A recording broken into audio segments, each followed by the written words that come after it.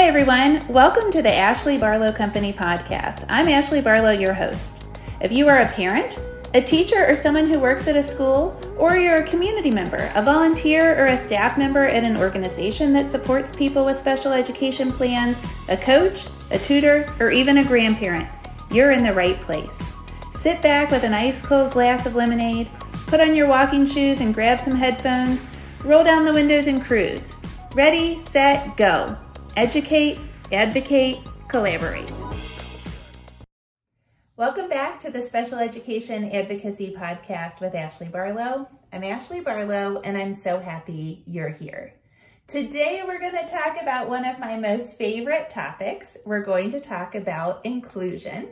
Inclusion arguments are probably the reason that I am brought into special ed cases the most. This is kind of the bread and butter of my special ed practice.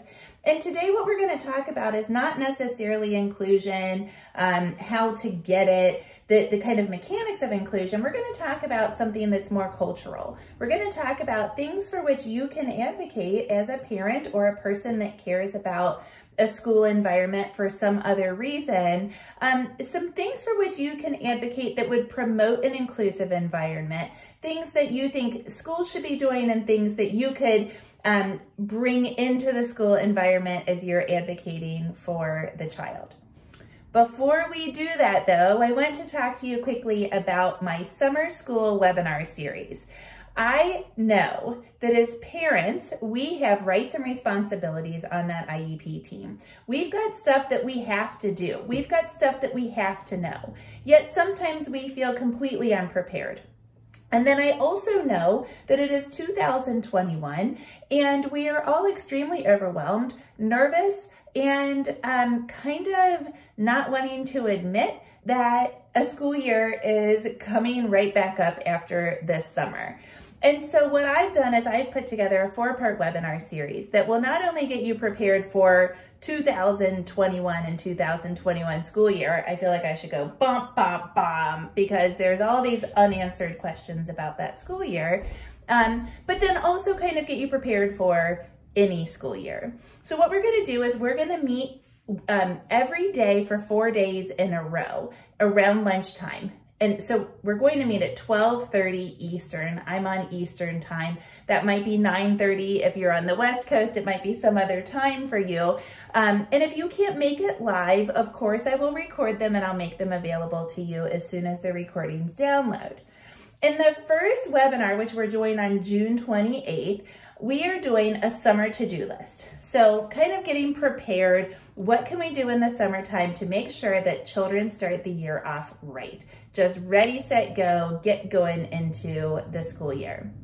The second webinar will be on understanding evaluation reports and progress monitoring vis-a-vis your child's profile. So we're going to talk about how do we use that evaluation report? How do we use that progress monitoring data that we get, and even the paragraphs of kind of prose that you get that describe your child's progress? How do we use that and apply that towards our advocacy strategies for our children?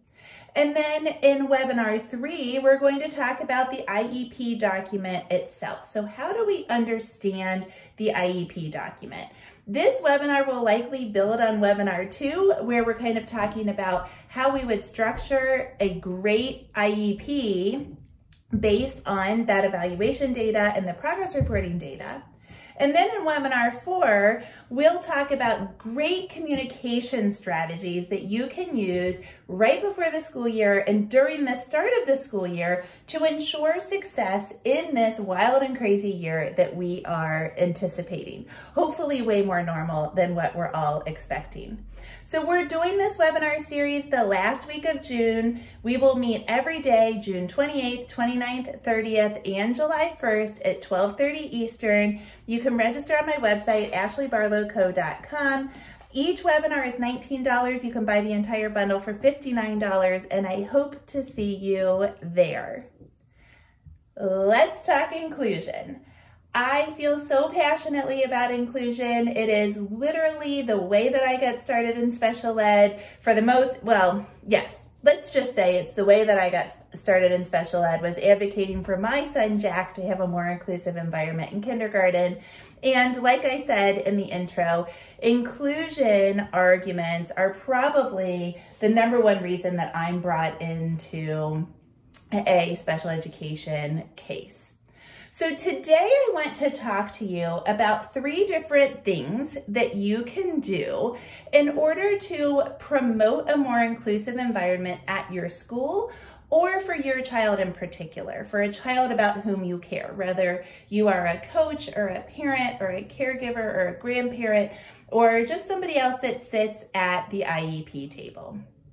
So the first thing that I do that is absolutely vitally important is that I utilize the child's interests for motivating the child. So what do I mean by that? I mean, quite frankly, school is a lot more fun when it's interesting, right? So if you're learning in a way that isn't interesting to you, then you aren't going to be very motivated to learn. I remember my government class, I actually loved my government teacher, but every single day we walked in and we did one of 2 things. We either watched a movie or we would read and highlight. And he would copy things from the newspaper and we would literally sit, and I had government during an election year, and we would literally sit and read the paper about the election and we would highlight, and that's all we did. The grade was on, I don't know if it was how much highlighting you did or just whether or not you highlighted or what, but that's what we did. And that was so boring to me that I wasn't really motivated to do well in my senior government class. And so if we make school more exciting and more interesting, we are going to do better and we're going to like it better. And so remember, in special education, there is this obligation to uniquely tailor lessons to the particular child, right? To the child's profile, to the child's need. The lessons and the instruction have to be uniquely tailored to meet that child's needs and to help the child make meaningful progress. And if one way to do that is to include some lessons, some stuff that is of interest to the child, how easy. That is a win-win situation. In addition to that, another thing that is kind of a plus for using the interest of the child is that it really mixes it up for the teachers. So let me give you an example of what I'm talking about here. My son, Jack, likes moles, okay? He is really into moles. I don't know when it started. I don't know why it started, but he likes mole traps. He likes moles. I don't know that he would like a mole if he actually saw the animal. I assume it's a rodent. If he saw the rodent, the mole, but he likes to talk about moles. He likes to dig in mole holes. He likes to go on like mole hole hunts, etc., etc. And so that is a weird interest of Jack Barlow, moles. And so his speech teacher, who is absolutely fabulous, went and she printed off a bunch of pictures of moles and other outside rodents. So like moles, skunks, hedgehogs, stuff like that. I assume those are all rodents. Animals are not my thing. And he has a goal right now of working on prepositions. And so she cut out small little pictures of rodents, including moles, and she would tell Jack stories about what the animals were doing. So, you know, I think what she did was she set up like a little barnyard, or you could do this with a piece of paper with a situation printed on it, you know, a piece of paper of just a home, a suburban home, for example. And she would say, oh, here comes the mole. The mole is going to walk behind the bush. The mole is walking behind the bush.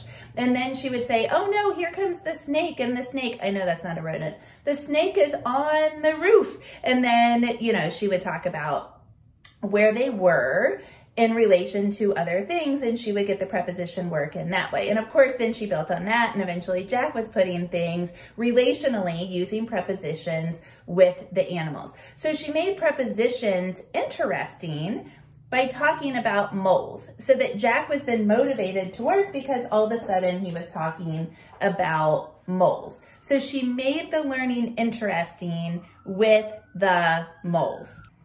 I thought I could avoid making mention to it, but there must be an accident or something close to my office, so you might hear some sirens in the background. I'm gonna try to piece it together so that it isn't too terribly distracting to you. I apologize for any noise distraction that might be occurring. And while we're talking about it, I may as well say there are also cicadas here in the greater Cincinnati area. So if there's a constant buzz, it's because I can't escape it no matter what room I use in my office for recording. Okay, so the speech teacher uses moles in order to gain Jack's interest.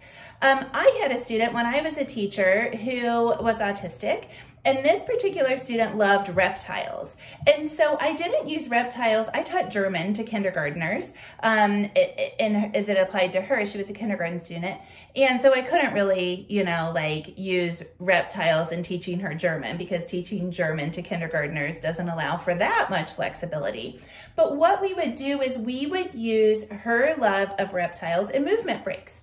And so if I saw that she was starting to get a little distracted or disengaged, or was going to exhibit a behavior that was not going to be productive to her learning, then what I would do is I would say, okay, we're all going to do a movement break. And I only spoke in German, so at first I would have to act this out, but we would all slither like snakes. We would do kind of the animal walk thing that is really good for sensory input and kind of regulation of our systems. And everybody would slither, and we would change tables. I would just rotate tables. Table A, go to table B, go to table C. We'd rotate like volleyball players, and we'd slither on the ground. And it was silly and it was fun, and she loved it. And, I would say as we did it, and that was enough to re-engage this particular child. So I used her interest for a movement break, for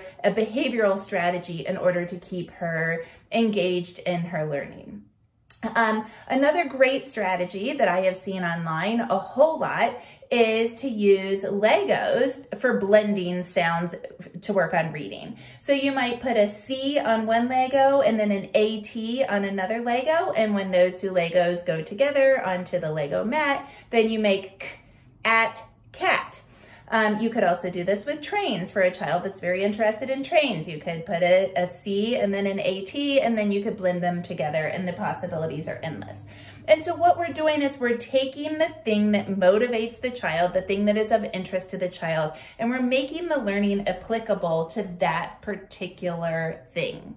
So going back then to kind of the creativity for the teacher, when you teach the same thing, even year after year, but in some cases, period after period, it does get kind of boring. It gets kind of monotonous. If I were to give this podcast a second time, I might not be as dynamic the second time as I was the first. Maybe it's a little more polished the second time, but maybe by the third or the fourth time, I'm tired. But if I'm giving this podcast to a group of parents and then to a group of teachers, and I change it a little bit, I change it for the audience, then it's going to be more exciting for me, and it's going to allow me to tap into my creativity a little bit more. And so kind of an advantage of teaching to the children's interests is that you, as the teacher, have an opportunity to mix it up a little bit, and simply mixing it up a little bit is kind of fun. So the creativity is fun for the child, but it's also fun for the teacher, and kind of adds like a welcome challenge for the teacher, so to speak. And so, kind of using the child's interest is something that might make learning more accessible. Now, sometimes people say to me, yeah, but Ashley, we can't do that for just this one child. We can't do animal walks for just one child. And in so many cases, the strategy or the tool or the interest that we're trying to tap into is something that would be beneficial and of interest to many other children in the classroom, right? And so, you know, lots of kids are probably interested in Legos, and learning with Legos would be very interesting to other children. And so sometimes these strategies can be done for the entire group and can really benefit the entire group. And sometimes they can be done just for the individual child. And remember, if we're doing something just for the individual child, we're providing some kind of accommodation, or in this case, it's more likely that we're modifying work, we're modifying an assignment, or we're modifying the way that a lesson is taught, and that's okay.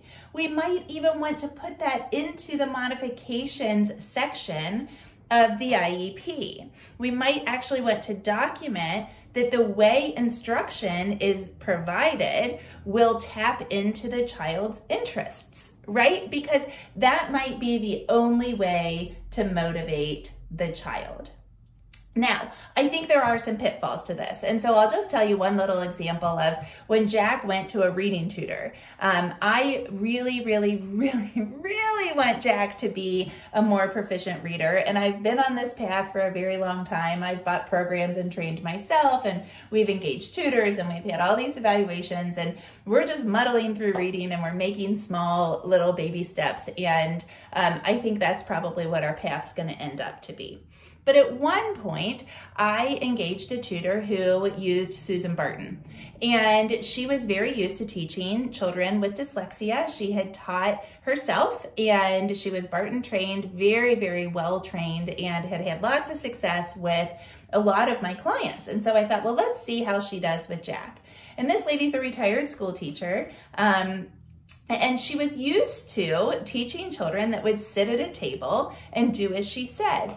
Jack has ADHD, and he is very motor driven.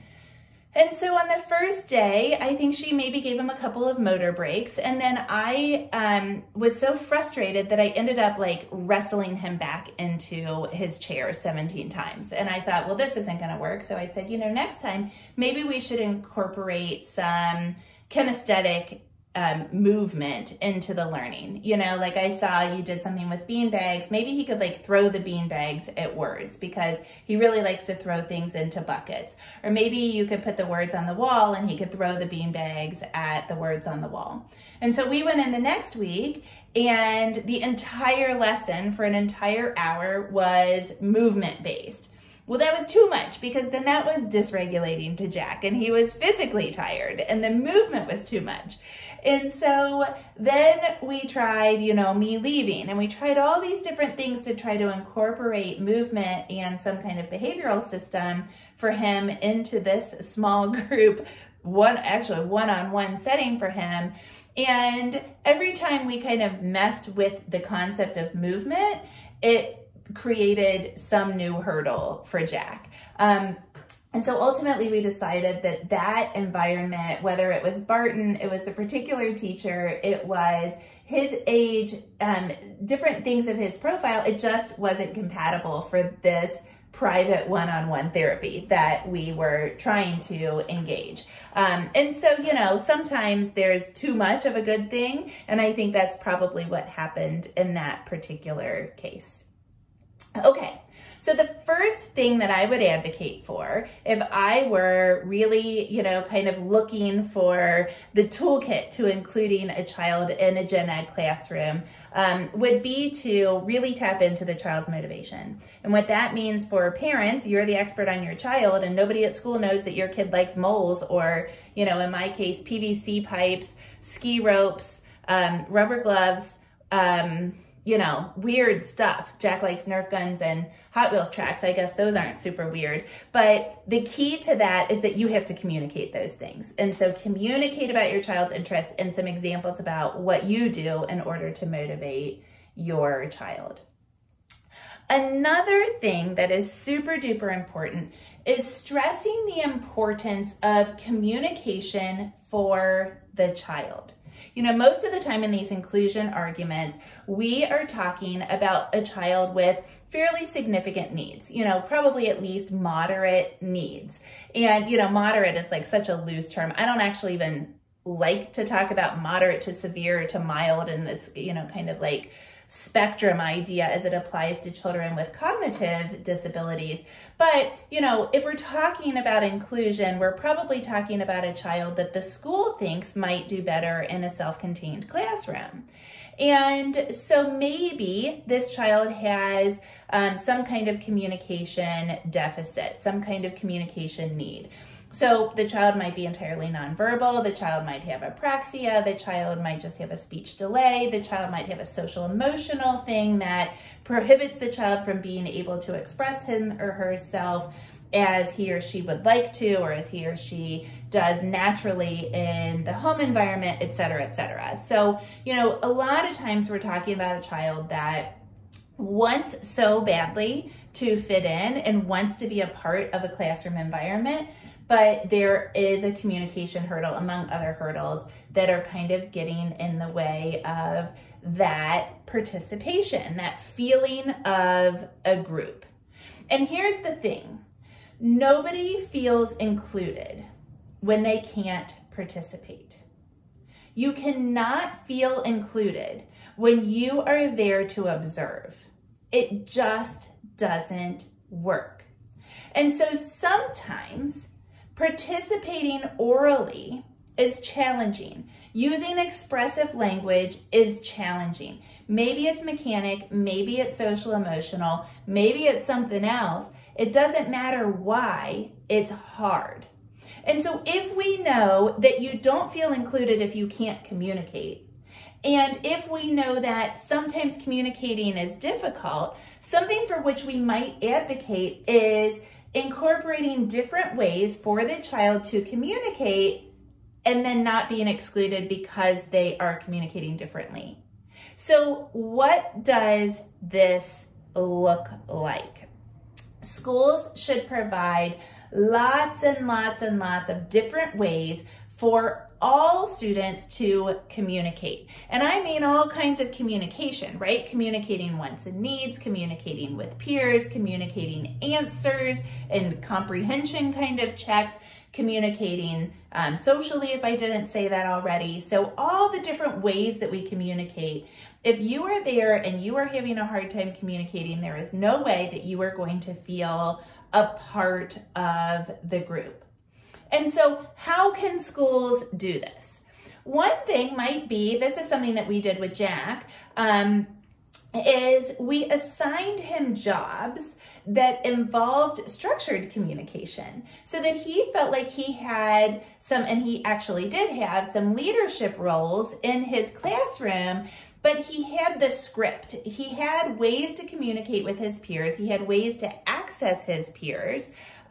He had ways to be a leader in his classroom, which is what his nature wants to do. He wants to be a leader, but he didn't have to really think or work that hard to do it. And so, you know, when he first got his talker, for example, he uses a talker more for motor planning. He stood at the door to a second grade class for probably a whole quarter of the school year, and he greeted everybody, and he had to find, hello, so-and-so, or good morning, so-and-so, how are you? And that was really good for him to access the greeting part. It was good practice for him, but it also allowed him to engage in his peers, engage in peer relationships in a way that comes very naturally to most of the other peers in his classroom. When he was in first grade, his teacher had something called a key reader. And she had like a big plastic key on a pole, and then above the classroom door, she would put sight words. And you would point to the sight words with the key that was on the pole, and if the class could read all of the sight words, or maybe they were spelling words, but I know when Jack did it, it was his sight words. If the class could read them all, then that unlocked the door and they could go into the hallway. So it was just a way to practice reading. But Jack got to do that, and the key reader would read the word first, and then the rest of the class would choral behind. And so he got to be a leader because he got to, be the key reader. And we set it up that he got to do that more frequently than his peers did. Sometimes it's fun to have a child actually just call on their peers. So, the teacher's doing some kind of like quick recall or something, and maybe the child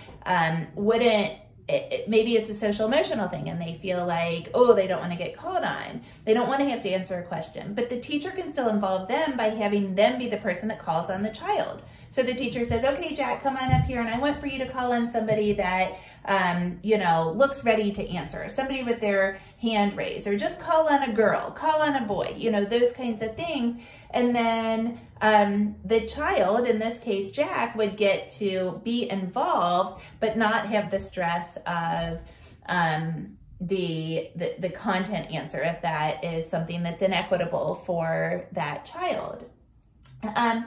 A way to do this kind of in a whole group setting would be to do kind of like a quick check every once in a while, and to set this up as a classroom strategy. So, ask a question maybe at the beginning of every lesson or at the very end of every lesson, or as a review from yesterday's lesson or something, and say, okay, what happened in yesterday's science experiment? I want everybody to come up with 2 or 3 words to tell me what happened in yesterday's science experiment. And students might say, smoke came out, or it was green, or boom. That can be something very, very basic, or it could be something that is more, extreme, like, naming of a certain element, like, I don't know, carbon dioxide was emitted or something, that is more significant, right? And if the child that we are trying to elicit the answer from has trouble even formulating a 2 or 3 word response, then maybe that child has a note card. And so we know what the question's going to be and we've prepared an answer. And maybe even if the child has no expressive language, then the child could just hold up the note card. And that is a way for the child to answer the question just like everybody else in a way that is accessible to that particular child. Of course, you could also do this in partner work. If you break kids into partners and just say, what did you learn? What did you learn? Then everybody has an opportunity to share in a much shorter amount of time than what happens in a whole group classroom environment. And so the idea here is that the child that we are trying to include more has an opportunity to participate and to communicate with peers. And so what do we do as parents to advocate for this? The first thing is to make sure that schools understand that humans, people, want to participate and want to communicate and want to feel included. And so then what we do is we stress the importance of the need for communication in that participatory feeling. You don't feel included if you are observing. You feel included when you are participating. And this is how this benefits my child. You might have heard me give the example not too long ago on an episode where I talked about this birthday party that I had for Jack, and he wanted this really expensive bouncy house, like this rental bouncy house, and kept talking about bouncy house, basketball hoop in, bouncy house, basketball hoop in. He wanted a bouncy house that had a basketball hoop in it. So finally I was like, okay, fine, I'll get it because he's so excited. Well, then it was a bajillion degrees outside, and every single child ended up spending an hour and 58 minutes in my air-conditioned basement playing games and 2 minutes in the bouncy house, Jack included. But I'll tell you, as easy as it would have been for me to be disappointed in having spent all that money and all the time setting it up and going to order it and this whole thing, Jack's experience was exactly what he wanted. He had all of his friends there. He had a bouncy house with a basketball hoop in it. He shot a couple baskets. He went through the obstacle course, and it was amazing. And so his experience was that he got this very participatory, inclusive celebration with the thing that he wanted for his birthday. And that was the focus. That was a success if I kept it Jack-centric. And the next day it was like sunny and beautiful, and we had the most fun as a family playing in that thing. So it ended up to be a win for Jack and a win for those of us that were sad about our pocketbooks. So, you know, we need to stress the benefit of the inclusion and the communication piece for the actual child. And then I think it's important to explain that this kind of practice might take a little bit of time, and it might take extra tools like a talker, an alternative augmentative communication device, or visuals, or the ability to draw a picture or use a gesture or hold up a sign. But those things make it so worth it. And there are ways that we can save time otherwise, because, you know, let's face it, there's only so many minutes in the day, and teachers have obligations. They've got to get through certain lessons. But that's all okay, because we're benefiting every child in the classroom when we teach this way. And so therefore, schools need to provide lots and lots and lots of opportunities for children to communicate, to talk, to share, to emote, to show understanding. So that is the second strategy that I love to use to promote inclusion, stressing the importance of communication as a form of participation. And then the third thing I want to talk to you about today, finally, is a focus on big school events. You know, oftentimes I'm called into these meetings, and schools will want to send a child to another school other than their home school because the home school doesn't have a self-contained classroom.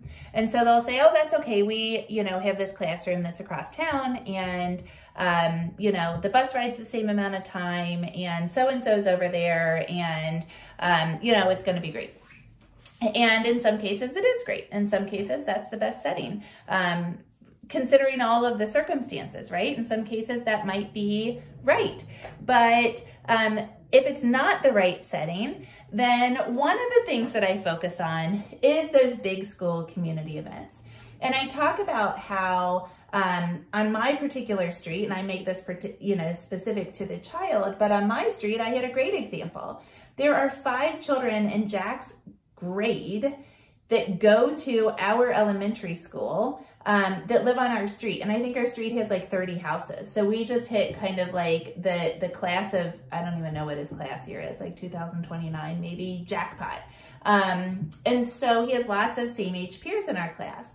And I told this story, this kind of hypothetical, about everybody walking up to the Christmas fundraiser at my children's school, and Jack kind of standing at the end of our driveway with like a frown, like, well, my school's festival is in September and it has a circus theme, and we don't turn our school into a winter wonderland, and the bouncy houses are outside, they aren't in the gym, and, well, I don't know, we might go up the street to our school, to your school's festival. Sounds kind of fun. You know, he doesn't get to be a part of something that 4 peers that are also his age get to be a part of. And that's a really powerful thing, to be part of a community. And so if we take that and we have a child that is in a school, and we're saying to the school, you know, here's one way that we could be more inclusive, it is to make those big school community events more inclusive, to make them more equitable, to make them more accessible to the child. And I'll tell you what I tell my divorce clients, because lots of times divorce clients will say to me, you know, well, my ex spouse is not working on potty training, and I think they should be working on potty training or something, you know, developmental. And I say, well, you know, the court's obligation is not to ensure that the child is raised just as one parent wants, or in like the quote unquote best case scenario, right? Because what is the best case scenario for kids? Who's to say that you should be potty trained at 9 months or at 36 months? What is best? But really, kind of, I call this the law according to Ashley Barlow. This is not Kentucky or Ohio law. This is just what I tell people when it all boils down. The court's obligation is to make sure that children are actually safe. The court has to ensure that children are safe and that they, to a reasonable extent, feel loved, that they feel included, really, that they feel the love in their home community, or in this case in school, that they feel the love in a school community. And what that kind of boils down to is they're a part of something, right? They are a part of something. They need to feel like they're a part of something. So I'm reading a lot about negotiation skills right now because I'm planning my new advocacy training. If you want to be a special education advocate, if you are a special education advocate and are looking for more training, I am soon going to announce my advocacy training. I think it's going to be called, it's ABC, so follow along here. Advocacy, Business, and Special Education Concepts, the C, by Ashley Barlow Company. And, as I'm reading about negotiation, I've kind of seen this pattern of so many books talking about the psychology of belonging.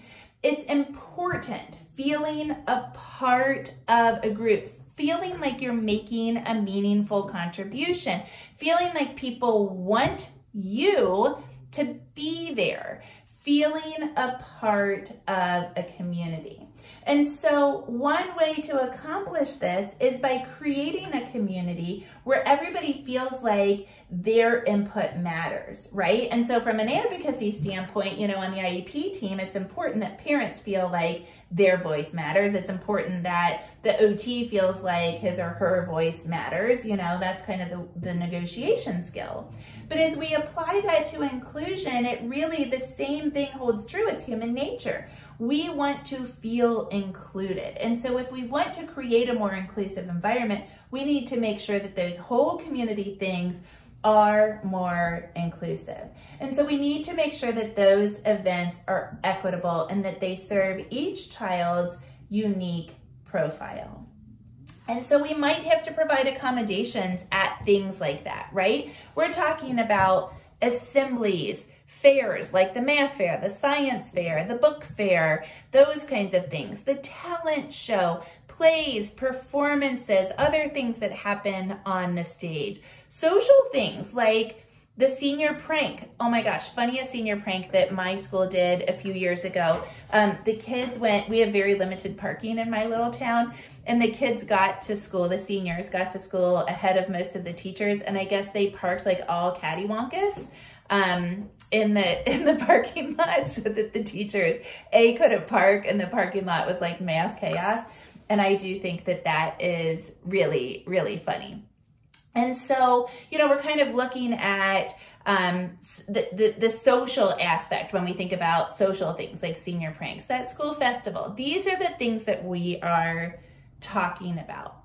And so maybe we offer accommodations to the children with more significant needs. Like maybe we offer the child some kind of peer helper or adult helper, if it's the senior prank, then we've got a peer tutor or some person that is assigned to making sure that the child feels included in the senior year festivities. Maybe the person needs breaks, maybe they could access the science fair, but they need a place where they can go take a break. I'll never forget when my principal herself went and took Jack to the sensory room in our school at a whole school festival because he was having a hard time. I was trying to, maybe I was working. I don't remember where I was in this scenario, but she was like, here, let's go down and we'll go do the sensory room for a little bit. And then he came back and he was able to re-engage. Maybe a child needs a shorter time or a longer time at a particular station or at the event itself, and that's okay. Maybe we need devices like headphones or adaptive seating or something like that at those things. Maybe we need, the availability to bring extra support, to bring something from home that isn't accessible to children that don't need it. We look at those big community events and we say, what does each particular child need in order to access this in a meaningful way? And that's really where the advocacy comes from, right? So those are 3 things that schools can do to make their whole school environments more inclusive. And therefore, they are 3 things for which you can advocate if you are advocating for your child's school to be more inclusive. So number 1, we can utilize the child's interest for motivation. Number 2, we can promote communication for more participation. And number 3, we can focus on those whole school community events. I hope you'll join me next week, same time, same place. Have a great week.